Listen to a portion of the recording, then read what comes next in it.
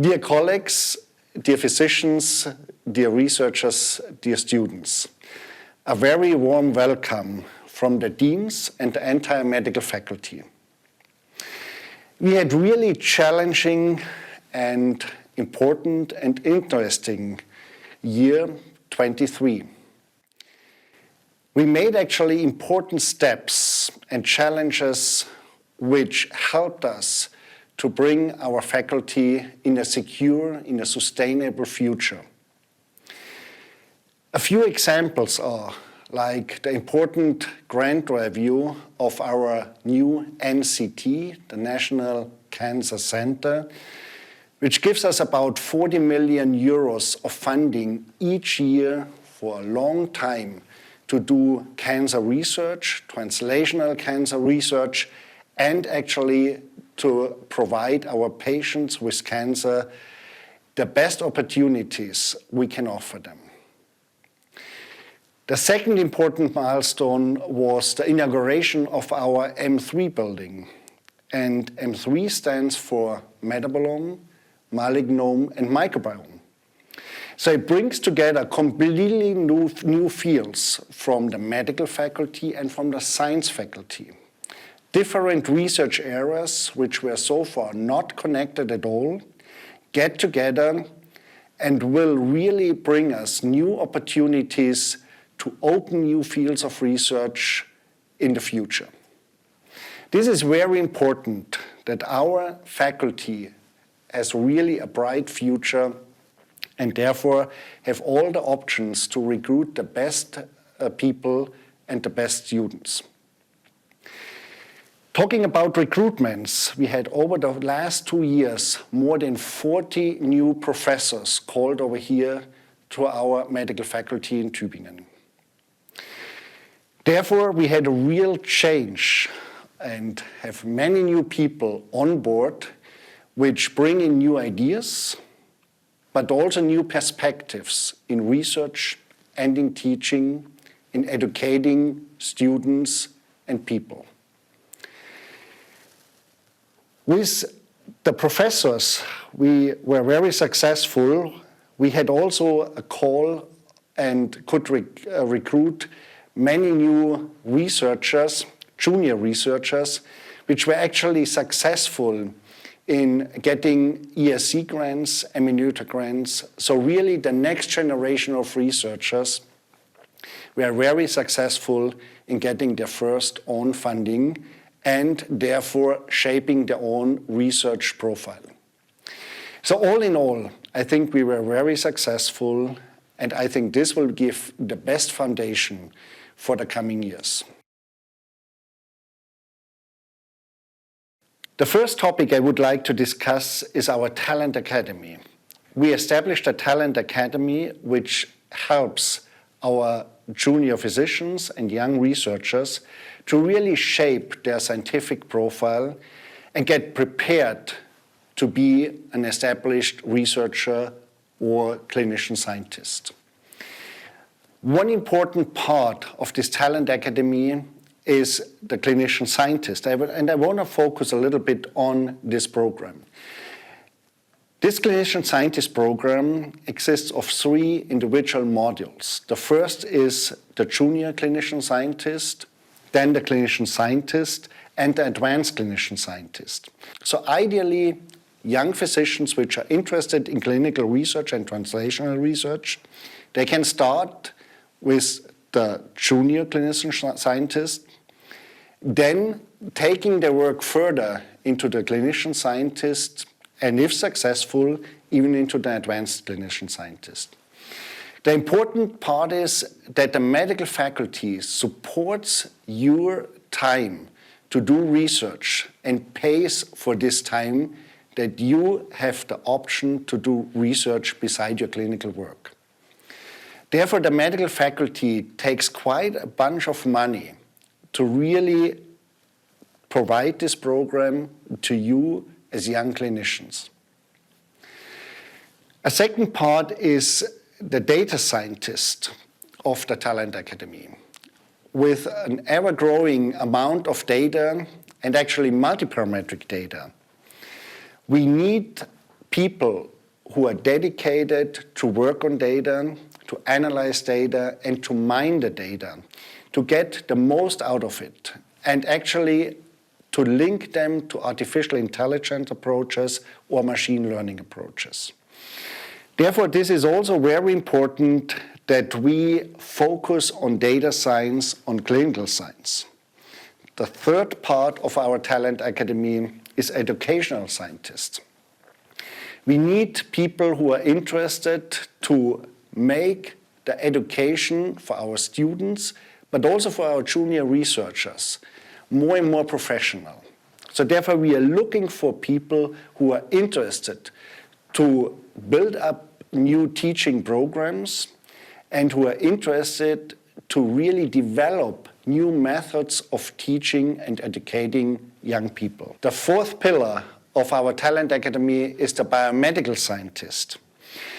We need more and more the interaction with basic science and translational science. So therefore, I think it's an ideal combination that we have the basic science for people who are interested in basic science in our biomedical scientist program. And similar to what we offer for the data scientists, for the clinical scientists, and for the educational scientists, we have really stringent programs and stringent modules that those people who are interested in biomedical science and basic science, that they can also shape their future, can develop their research programs, and can ideally interact with the other pillars of the Talent Academy. And with this, we hope that we established an important program which you acknowledge and actually which you use actively and participate. Another important adventure in the year 23 was really how we can help our colleagues, our junior researchers, our students to get support in the childcare. So therefore we did everything what we could do to increase the number of childcare places over here at the UKT Kita. And we understand how hard it is to get a spot in the UKT Kita, especially for researchers, but also for physicians. Therefore, we decided that the medical faculty established an additional and own Kita, which is specifically focusing on people who do research and teaching. So therefore, we will have more than 40 places in a Kita, in a childcare, available by early 25. And we are currently starting all what is necessary. We have already the building, we did constructions of the building, we actually look now for people, and we signed first contracts that we could start on time in early 25 with a Kita, with a childcare from the medical faculty. It will also be important that we learn how many places we really need in such a Kita. So if necessary, we have even to work to get more places over the next few years. But I think with 40 places, we have already a very good start. And I hope you see that we do everything to help to support your scientific career over here in Tübingen.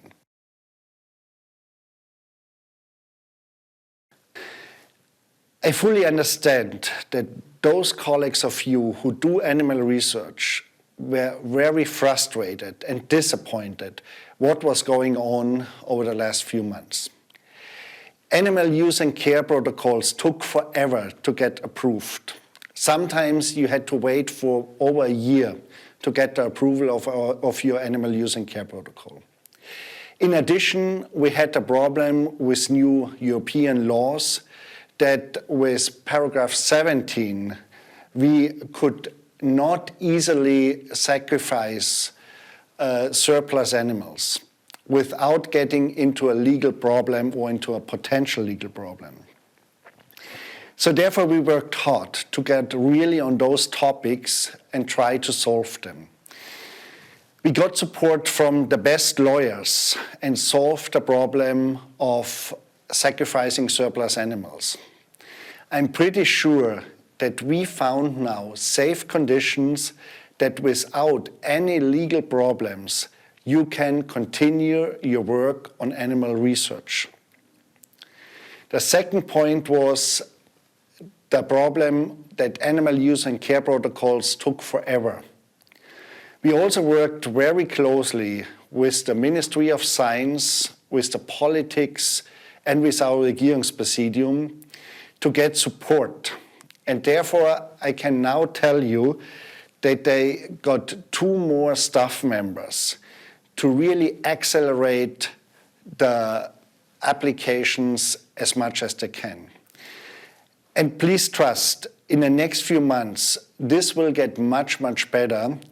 And you can trust that over the next few weeks and months, you can estimate for an approval of an animal use and care protocol within the normal time, which is regulated by law, that you get the first response within about 40 working days. So therefore, these were important conditions that we can continue research over here at an international competitive level. Because if it takes like 1 or 2 years to get an animal use and care protocol approved, this is not competitive at all. And this would also really jeopardize our research position over here in Tübingen and in Germany. Therefore, we did everything to solve those issues, and I hope we could do the best. And it will show over the next few weeks and months whether we could successfully contribute to those problems. However, we also see that we need to change animal research conditions from the basic. We really established now software tools which help us for a better planning of our animal studies and of our animal care facilities. Therefore, this will reduce the amount of surplus animals and will therefore contribute positively to the 3R concept. However, we all know, and I really stand for it, that we need animal research, that animal research is important in life science. And everyone who says we can already do life science and research in the medical and biomedical field without animals, I have to say it's not true. As soon as we want to study mechanism or the systemic biology, we need animal research. If we stop animal research, we stop immediately the innovation and we stop the pipeline which goes in a few years into our clinical studies. So therefore, stopping animal research is currently not an option. It would really jeopardize our research over here in Tübingen. Also, we have to be clear. Without animal research, there are no new therapeutics, there are no new diagnostic tools. As long as we don't have alternatives which are robust, which can really be an alternative to animal studies, we need animal research without any question. However, at the same time as we support to get animal research done and sustainable done over here in Tübingen, we also support as much as we can the 3R concept: reduce, refine, replace animal studies.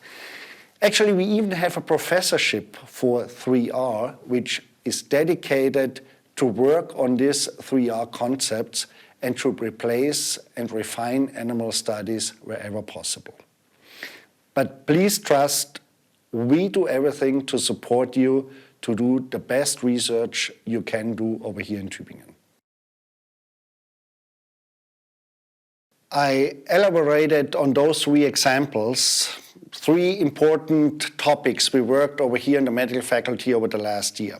However, there were many more important topics which we covered and where colleagues of us contributed to get them solved. One is, for example, really the important work what was done by the Department of Anatomy with an exhibition about the Nazi regime and the horrible things which happened at that time, which were closely linked to the anatomy over here at our medical faculty in Tübingen. But there were also very positive things, like 4 ERC grants, which were awarded to young people over here in Tübingen. So I could talk about many more things.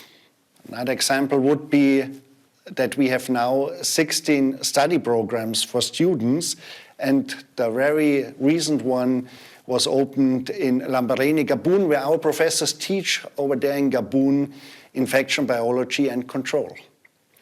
So many important and interesting things happened. But now let's look into the future, into the next year.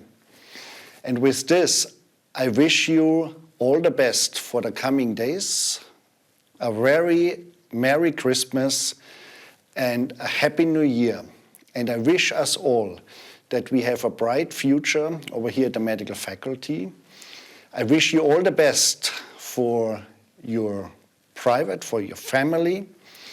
And I wish you a very successful and healthy New Year 24.